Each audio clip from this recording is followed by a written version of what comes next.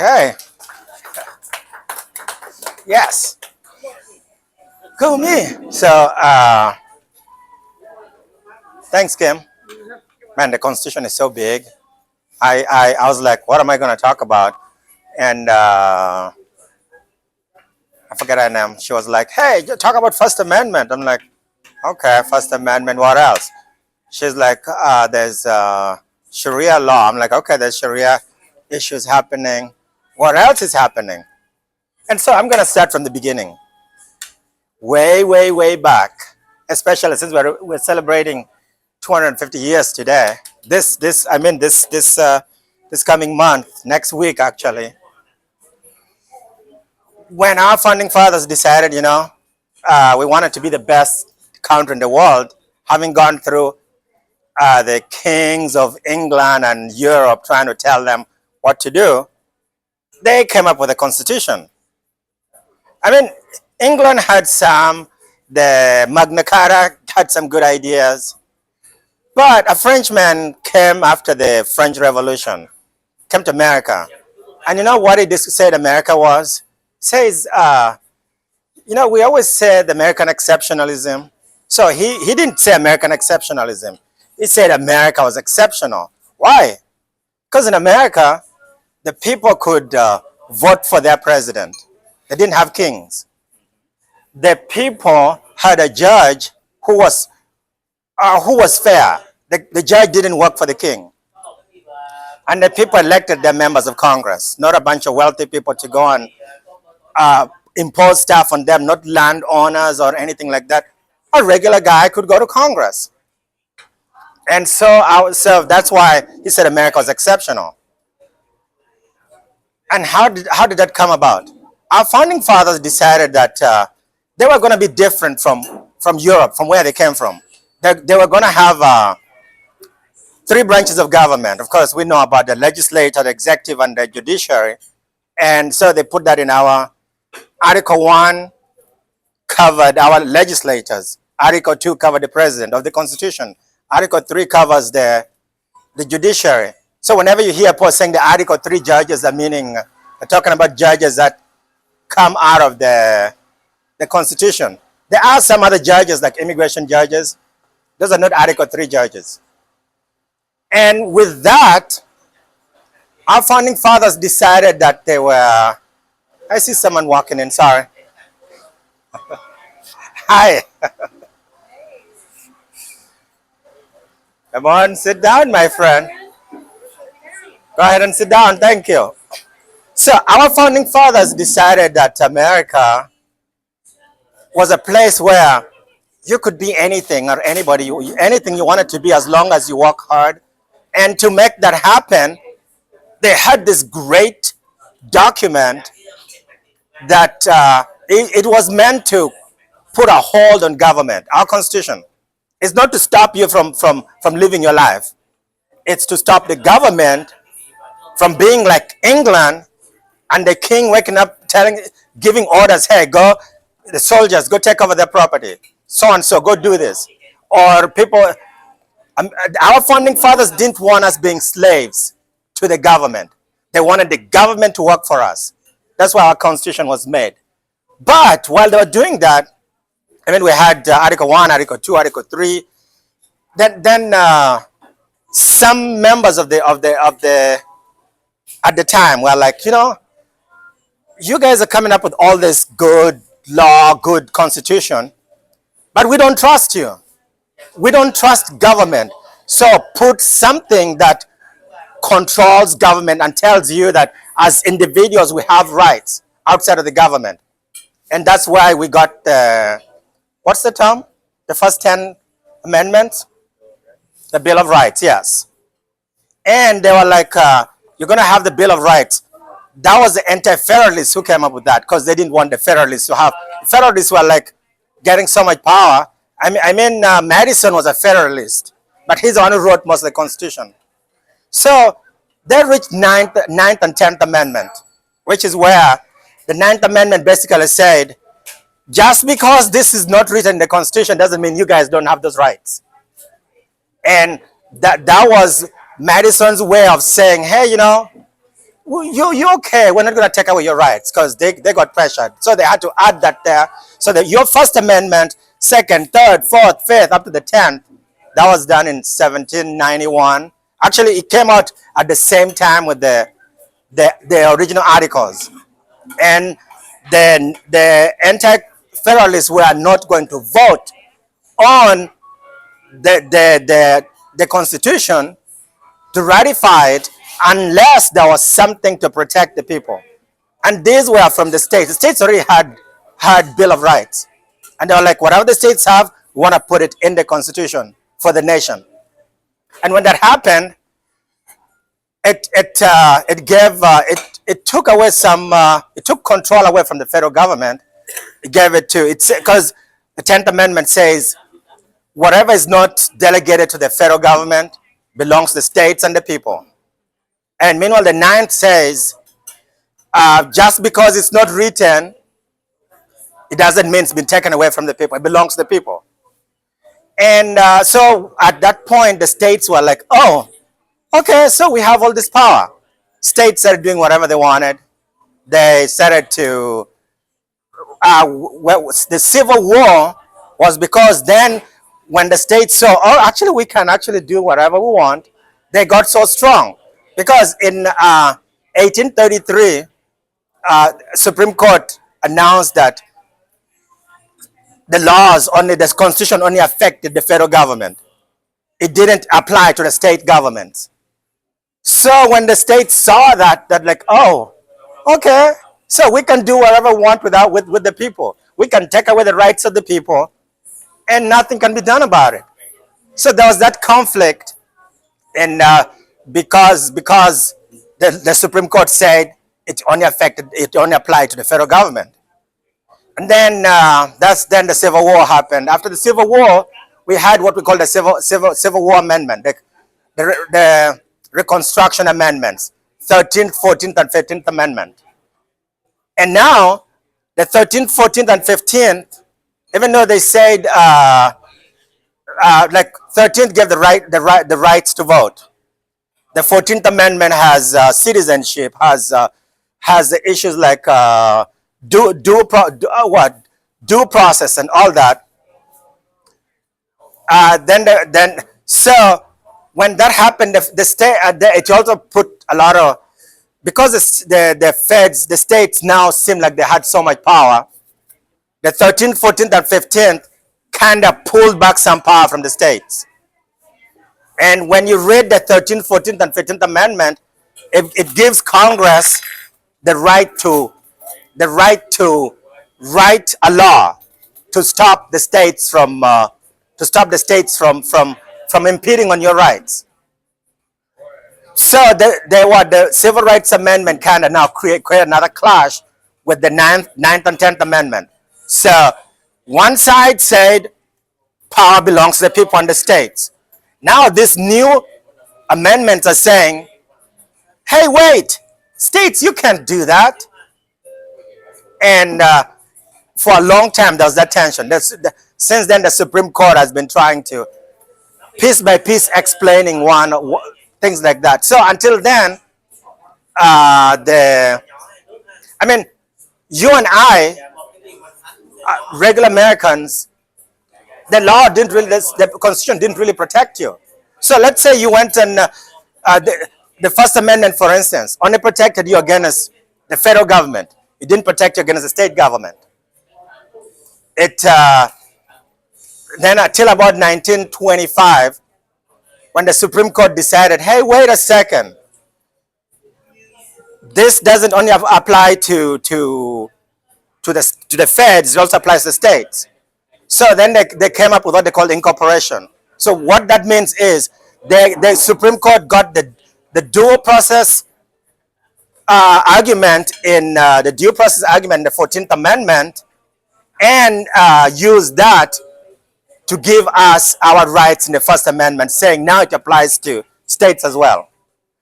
That was only the First Amendment. Second Amendment wasn't until 2009, 2010. Before then, the Second Amendment, only the federal government could stop you from owning a weapon. States couldn't do that. Until in the Heller decision, the Supreme Court said you have a right to own a weapon because that's what the Constitution says. But it still didn't stop him until there was another case in Chicago. It's a it was McDonald v. I forget v. Chicago or something like that. That's when the Supreme Court said, no, no, no, no, no. Second Amendment applies to the states as well. So the states can't stop you from owning a gun. Before then, before 2008, states could make a law saying you can't own a weapon. So it was only 15 years ago that the Second Amendment was incorporated to apply to states. And so many like amendments until just recent, and I think the 8th Amendment applies. 6th and 7th Amendment, there are some parts that are incorporated and some that are not. That's why some states on a civil issue you don't have a right to a grand jury in a state court. In the federal court you have a right, so that's not been incorporated yet. And that's been our struggle with the Constitution. And so that brings me to whatever Laura told me to talk about, our First Amendment. How does that work for us as a people in America? Our founding fathers felt that a free press, free association, the right to worship, and the right to express yourself, those were fundamental rights given to you, not by the government. So our rights are not given by the government. That's why the 9th Amendment was there to remind us that those rights were God-given rights. And so when you want to be able to speak, even before the government existed, you were already talking.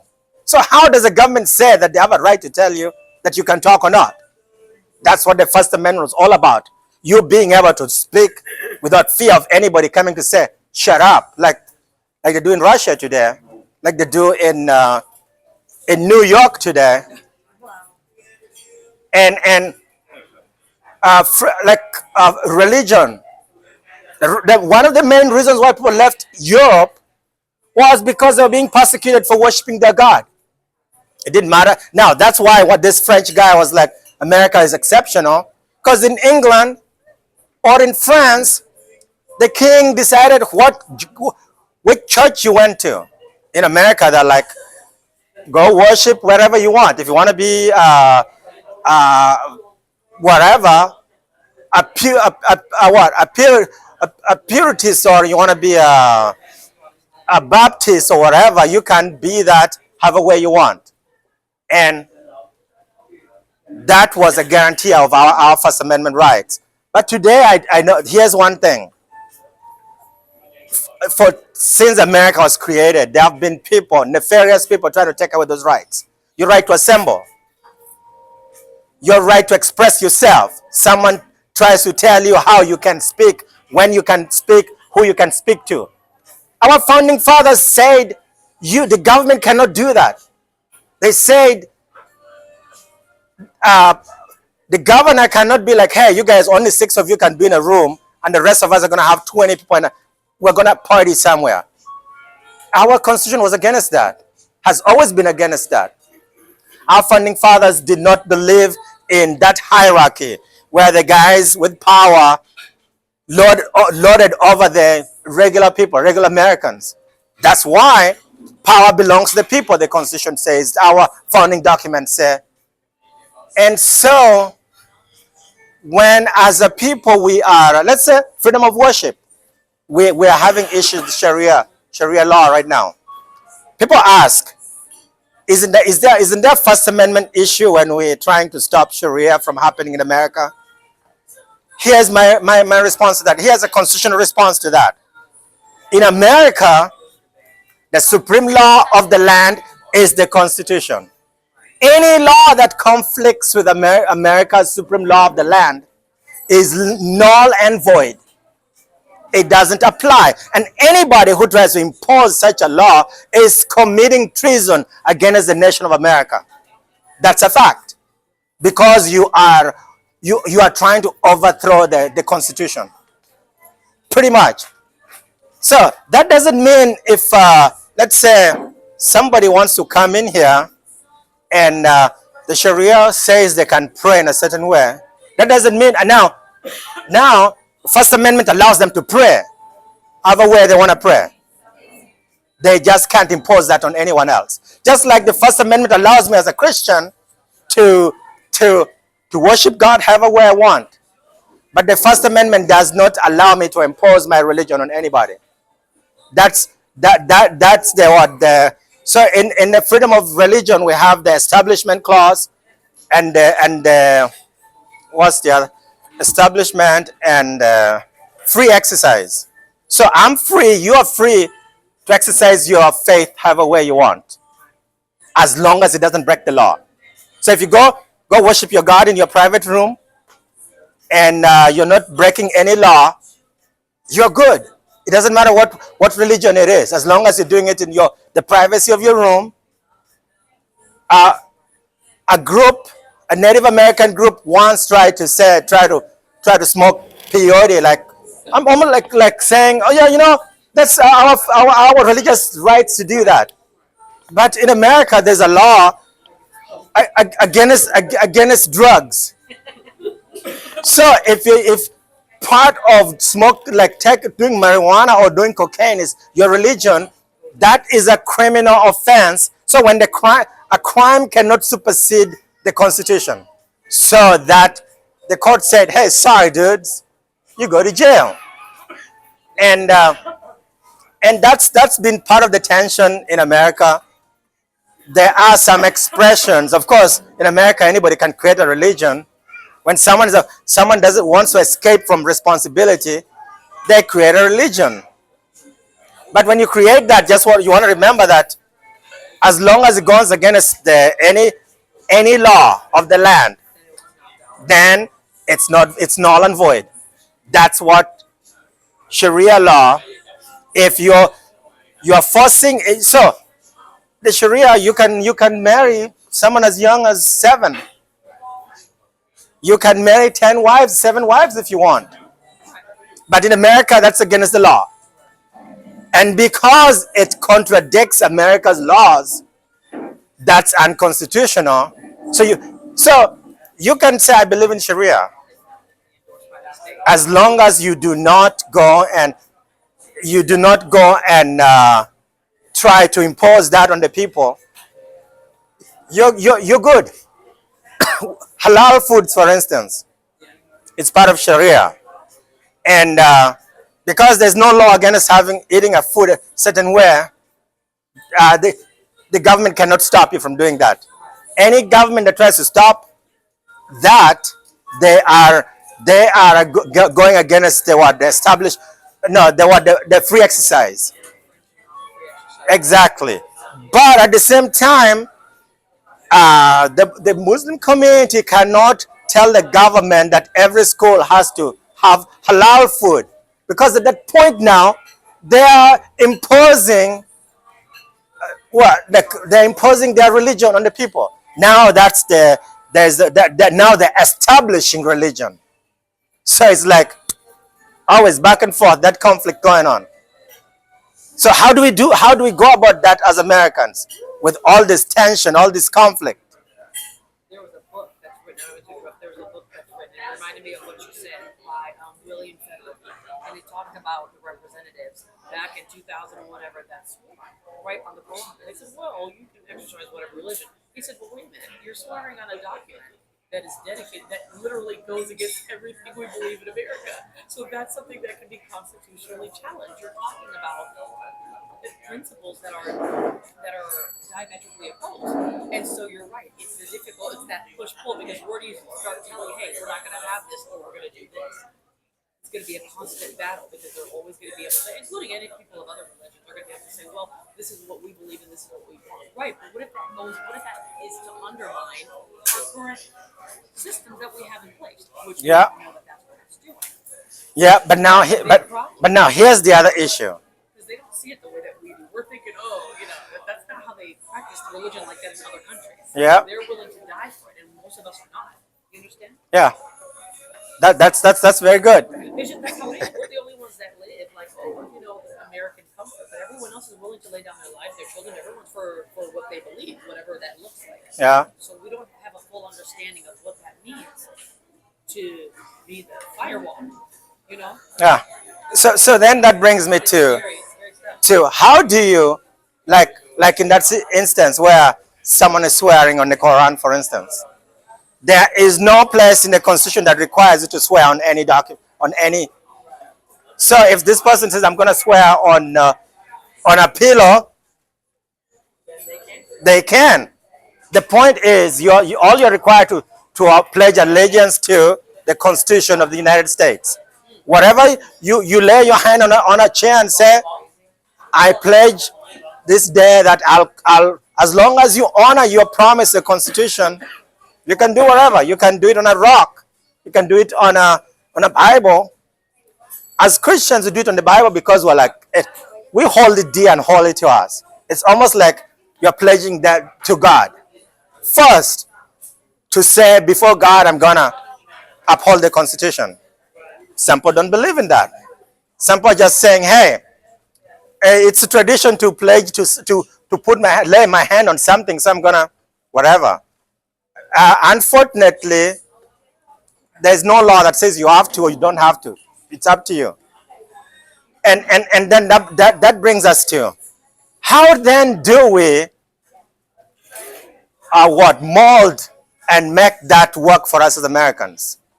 It's worked for many years. It's worked for 250 years with all struggles and challenges, and there have been conflict, and we're always pulling and pushing back and forth. One day the states are strong, next day they're down, next day the feds are strong, next day they're down.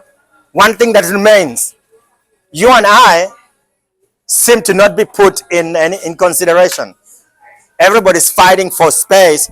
The different governments, nobody seems to care about what happens to the regular you and me. But the Constitution is supposed to hold them government accountable. So if our leaders honor our Constitution, then they are going to start treating you and me as the king of America, not them. That's what the Bill of Rights is all about. That's what all these amendments are all about. That's why you have Article 1, Article 2, Article 3, Article 4, Article 5, Article 6 to hold them accountable. And with that, in Texas here, I've seen so many instances. I filed a lawsuit against Houston ISD for violating someone's First Amendment right to go speak at a school board. You know what the ISD responded? So this lady, she was speaking, saying that she was reading from one of their books in the library, pornographic books in the library.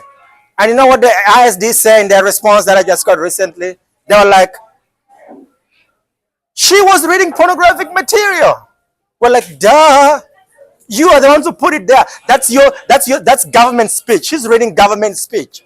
So now the issue is, how is it possible that government tries to impose on our children, impose their speech, because the Supreme Court has said the government has right to speech too. But if they're imposing their speech on the people, and when the people are trying to say, okay, let's show you how your speech works, and now they're saying you're violating the law, that's upside down. That's so backwards. And that's the tension that we're having as I work for Remnant Law. We are constitutional, public interest law firm, Christian first public interest law firm. And while we're defending people in the courts against the government, we see this over and over and over, where the government is making laws that deliberately tramples over your rights, deliberately chooses to weaken the protection that the veterans, for instance. They create laws that on one side it's strong, then there's a loophole, so there's like things that keep dripping out. That way you can't catch them. That way you can, they they appear like they've done a great job because they made the promise that we're going to do ABC. So they actually did what they promised to do, but they don't tell you.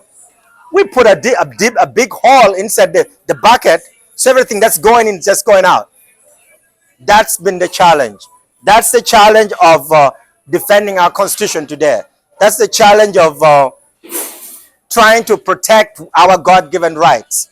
The fact that the 13th, 14th, and 15th Amendment gives Congress the right to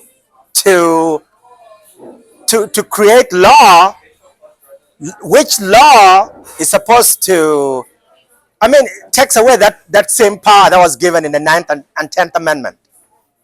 Then the states, on the other hand, they're like, oh, we still have these laws too.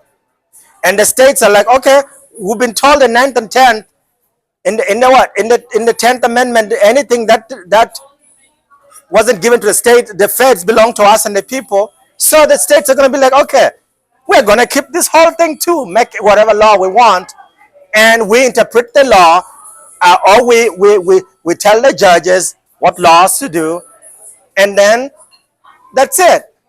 So as an American, as someone with 4 kids,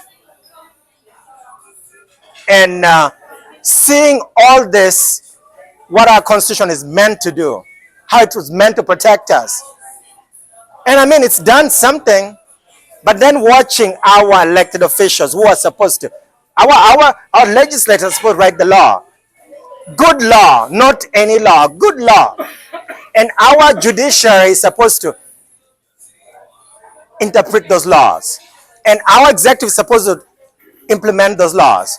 Here's what happens: the legislators make a law that has no teeth. Our executives either implement those laws that have no teeth, or they're like, they have no teeth. What are we going to do about it? Then our judiciary is like, go back to the legislature. So we are going in circles every single day as Americans. It's frustrating. It's but we haven't lost hope as Americans. Why? Because we're in this room together. We are here to because we know that our nation is broken and we want to bring it back together. We still pray to God because ultimately He's the one in charge. We still go and pray, and because our nation was built on our Judeo-Christian beliefs. Our founding fathers, 90% of them, they quoted the Bible. They prayed. Even like when Congress was meeting, they prayed. The first things they did was pray. When the founding fathers, when they called that Continental Congress, there was a time when they're like, hey, it's not working, let's pray. So they stopped whatever they're doing, stopped writing laws for America, and went to pray. And if they did that, we can do that too. Meaning we still have hope as Americans. Because ultimately, the God in heaven can, if we turn to Him, can protect our nation again. So, what can you do? What can we do? We ask questions. Anybody have any questions? Yes. Oh, good. If you got a question, I'll bring the microphone to you so we can hear it on video. Yeah, got a question? I got a question. What do we do especially about that? Because I don't know if you were there, but last month the state of Texas had a jurisprudence committee, and that's when Texas lawyers came up and said, hey, we're too busy fighting lawfare and policy, and there's no money to be made in that. And so a lot of lawyers people aren't becoming lawyers anymore. What do we do to come against all that lawfare and policy? That's a good question, and that's something that I've been battling. Like, and I'm like, what do we do? So here's what we do. what I have been doing at least. It's the fight is not for the weary nor for the weak. So we're sticking there, whether we have the resources or not. We try to engage and encourage as many people as possible to be involved. That's the only way we can win this. They have a lot of money. I George know. Soros is funding a lot of those DAs and those attorneys and all that. We had a case where there was 5 of us against 26 attorneys by the DOJ and the SCLU to try to break people who are expressing their First Amendment rights. But we can't give up because they are overfunded. We do what we can, and we like just stay in the fight. Fair enough. Thank you, good sir. Quick question. What are you running for? Are you running for a particular position or are you just getting back into the fight? I'm not running for anything. No. I'm just being an American who loves this country. 20 years ago, I came to America, and 20 years later, this nation has given me everything. Amen. And so I'm fighting for America. I'm running for America. Okay, that's right. Hey, we might have to work on that. Thank you. That's beautiful. You know, something about you is so unique because most Americans don't vote. Most Americans don't get involved. And it takes someone with passion like you to show those people what it really means to be grateful, to honor, to want to be the American dream. And I applaud you for that. Thank you. Never give up. You will always have a friend in us and Thank you. family. Thank you.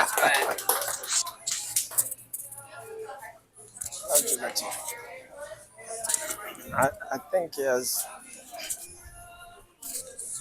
I think what we have to do is we have to come to the place where we realize the stand we're taking is not just for us, but it's for our children and their children.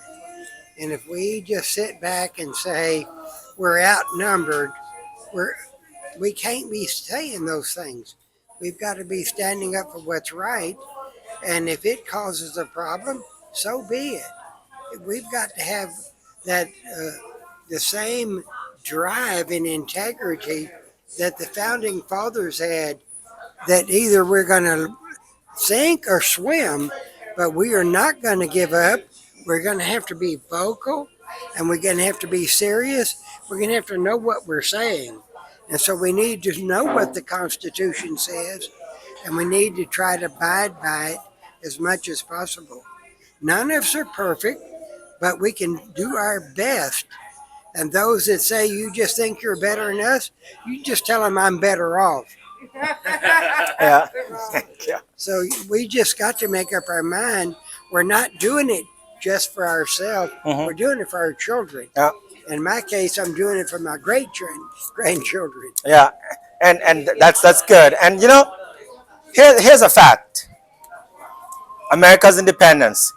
2% fought for independence.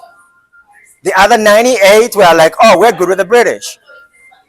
2% of the population at the time gave us the America we have today. So if they could do that, we can do a lot. We are more than 2% of America, I'm sure. We can do a lot to turn our nation around.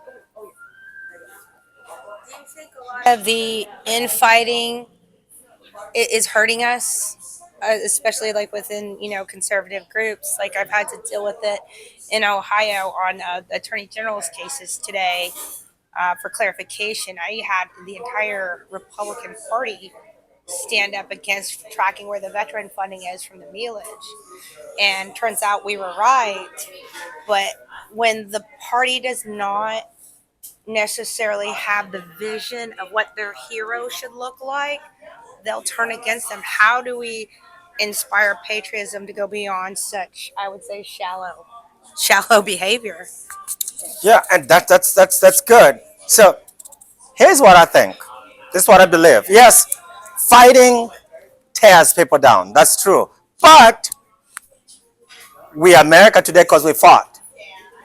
Sometimes we're going to have to walk away from organized politics, organized religion, and stand on our own and say, not on my watch. I mean, like in Ohio, like you're saying, if they have lost their place, now you as a Veterans for America First, whoever else is doing that, you choose to say, hey, whatever you do, we don't care. You know, yes, you are the party. Thank you for being the party. We are the people. The people supersede the party.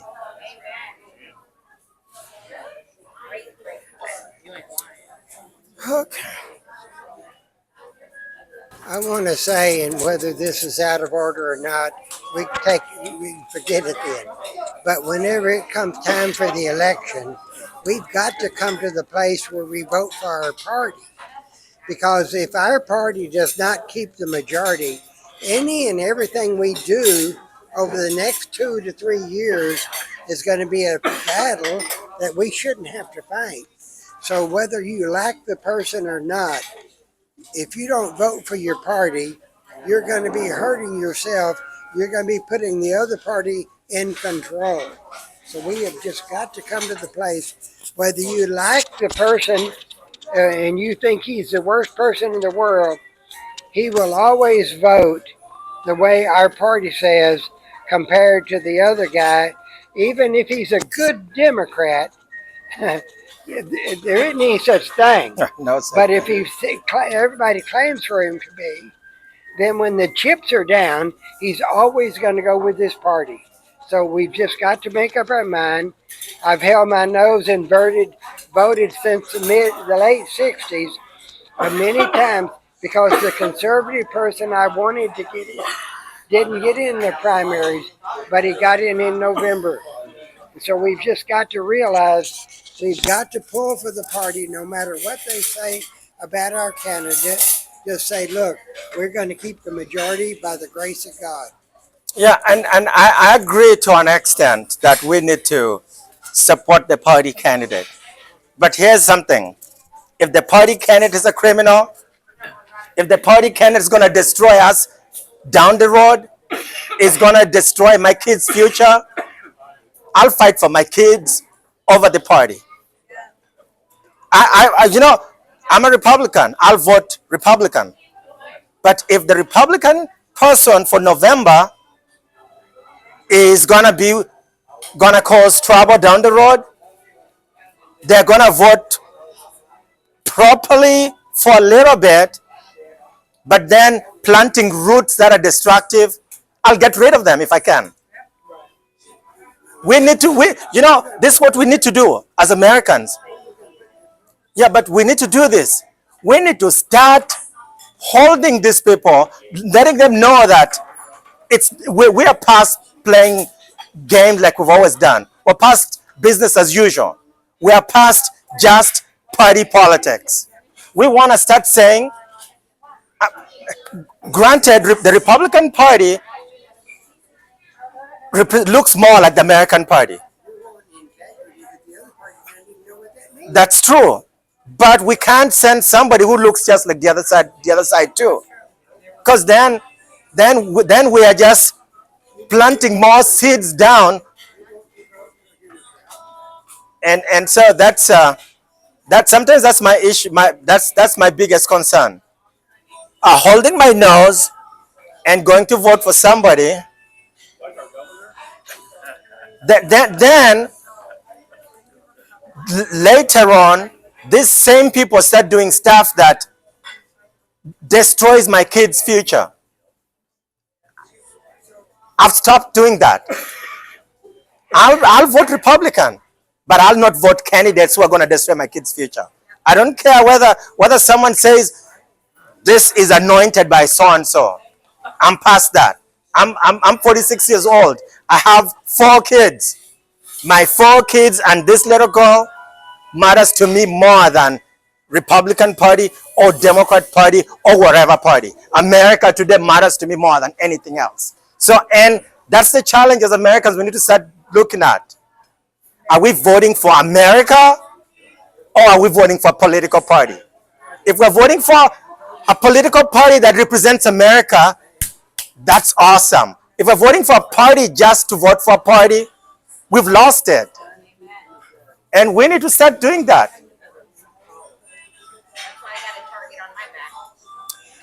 True. Okay. Thanks for coming and talking to us, Martin. We really appreciate it. Yes. So just one thing. I had a PowerPoint presentation and all that on my computer, and it was way better than how I talked because it was all over the place. I can send it to whoever wants it if they want it. I'm sure I could. It's a Saturday morning, right? Yeah, I'm sure I can. Yeah. Thank you. Thanks.